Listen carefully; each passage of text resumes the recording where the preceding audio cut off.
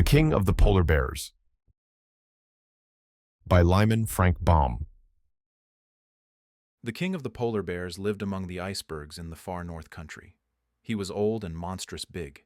He was wise and friendly to all who knew him.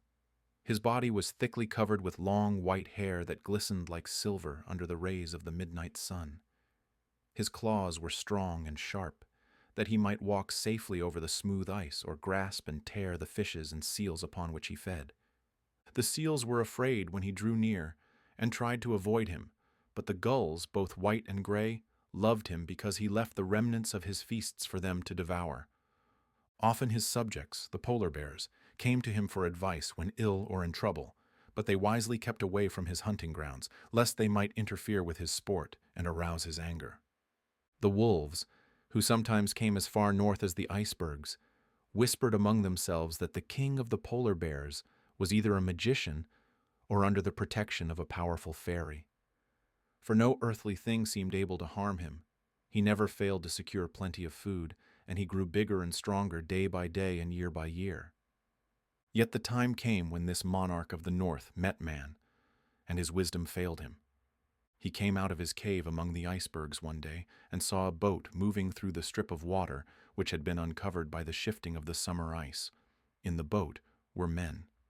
The great bear had never seen such creatures before, and therefore advanced toward the boat, sniffing the strange scent with aroused curiosity and wondering whether he might take them for friends or foes, food or carrion.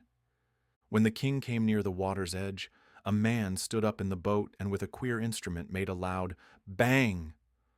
The polar bear felt a shock. His brain became numb. His thoughts deserted him.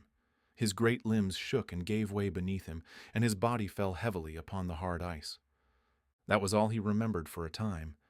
When he awoke, he was smarting with pain on every inch of his huge bulk, for the men had cut away his hide with its glorious white hair and carried it with them to a distant ship.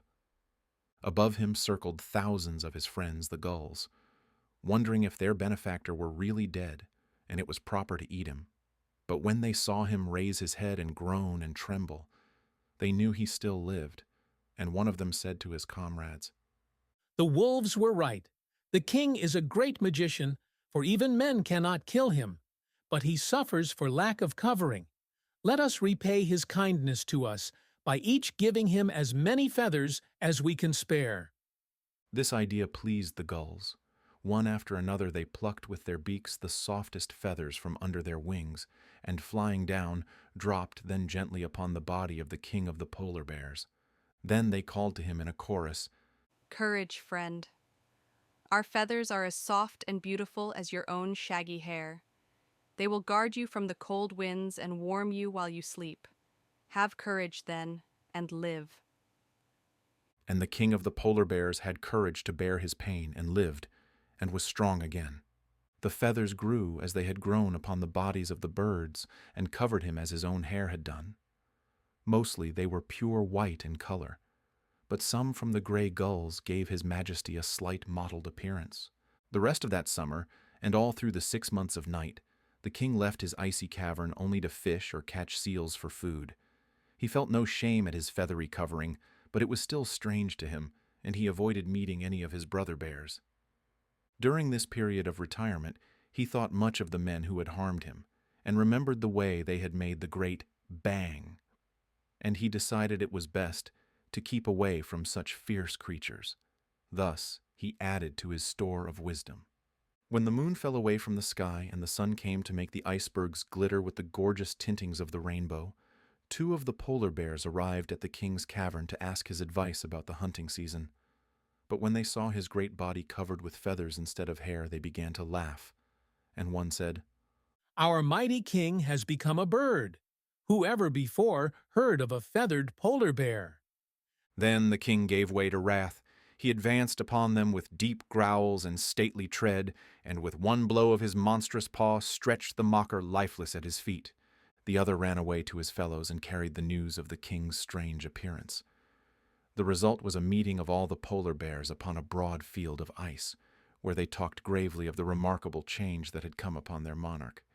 "He is, in reality, no longer a bear," said one, "nor can he justly be called a bird. but he is half bird and half bear, and so unfitted to remain our king. Then who shall take his place? asked another. He who can fight the bird bear and overcome him. Answered an aged member of the group. Only the strongest is fit to rule our race.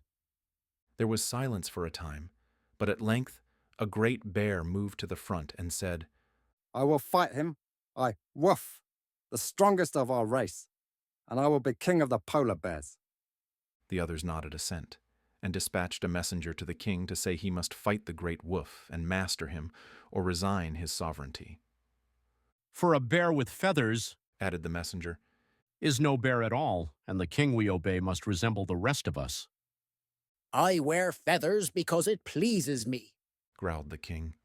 Am I not a great magician? But I will fight, nevertheless.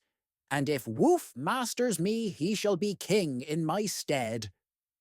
Then he visited his friends, the gulls, who were even then feasting upon the dead bear, and told them of the coming battle. I shall conquer, He said proudly.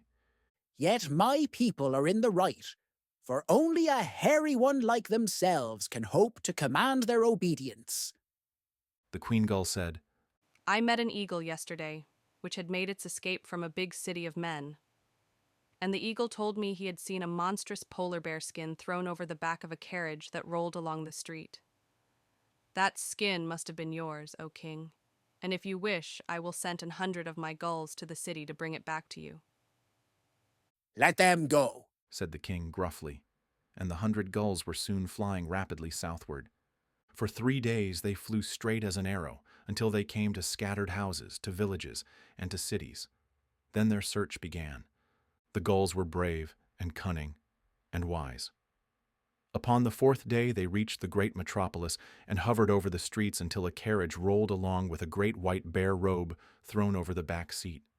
Then the birds swooped down, the whole 100 of them, and seizing the skin in their beaks, flew quickly away. They were late. The king's great battle was upon the 7th day, and they must fly swiftly to reach the polar regions by that time. Meanwhile, the bird bear was preparing for his fight. He sharpened his claws in the small crevasses of the ice. He caught a seal and tested his big yellow teeth by crunching its bones between them. And the queen gull set her band to pluming the king bear's feathers until they lay smoothly upon his body. But every day they cast anxious glances into the southern sky, watching for the 100 gulls to bring back the king's own skin. The 7th day came, and all the polar bears in that region gathered around the king's cavern. Among them was Woof, strong and confident of his success. The bird bear's feathers will fly fast enough when I get me claws upon him, He boasted, and the others laughed and encouraged him. The king was disappointed at not having recovered his skin, but he resolved to fight bravely without it. He advanced from the opening of his cavern with a proud and kingly bearing, and when he faced his enemy, he gave so terrible a growl that Woof's heart stopped beating for a moment, and he began to realize that a fight with the wise and mighty king of his race was no laughing matter.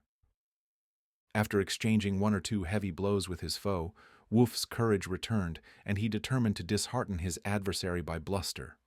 Come nearer, bird bear. He cried. Come nearer, that I may pluck your plumage. The defiance filled the king with rage. He ruffled his feathers as a bird does, till he appeared to be twice his actual size, and then he strode forward and struck Woof so powerful a blow that his skull crackled like an eggshell, and he fell prone upon the ground. While the assembled bears stood looking with fear and wonder at their fallen champion, the sky became darkened. An 100 gulls flew down from above and dripped upon the king's body a skin covered with pure white hair that glittered in the sun like silver. And behold, the bears saw before them the well-known form of their wise and respected master, and with one accord they bowed their shaggy heads in homage to the mighty king of the polar bears. This story teaches us that true dignity and courage depend not upon outward appearance, but come rather from within. Also that brag and bluster are poor weapons to carry into battle.